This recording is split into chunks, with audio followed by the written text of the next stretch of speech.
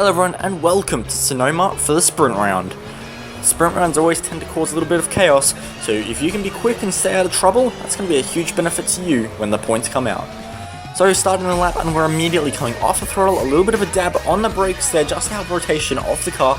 Not too much brake, because too much brake and you're going to cause understeer, so you just want to hit it ever so slightly, help get the car as close to that inside curb as you can, down hard on the brakes, down to third gear about 100 km an hour, and trying to pick up the turn 2 apex. Now this part is all uphill and constantly changing in elevation. So as you can see here, I'm never actually getting to a full 100% throttle. I'm always just modulating and trying to do the best I can. Again, a little brake of the throttle, down to third gear now.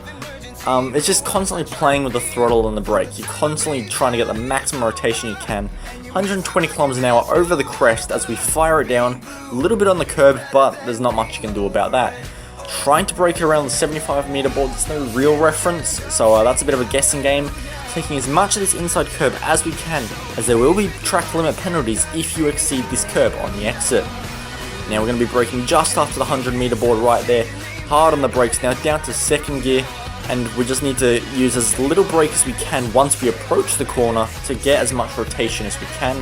Down to about 75 kilometers though, and getting the straightest possible exit as we head towards a series of S curves.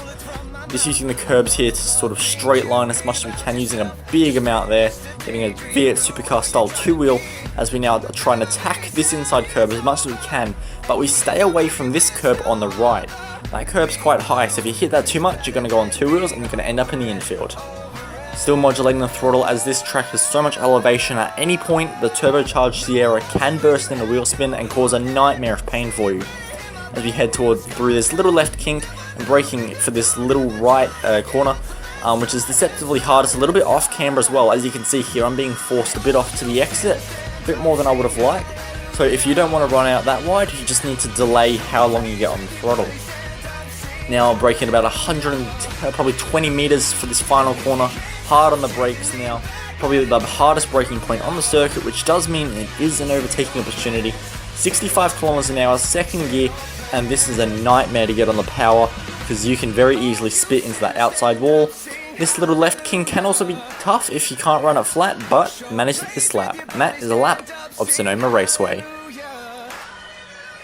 Hopefully that lap was pretty quick. As you guys know, I have picked up full-time work.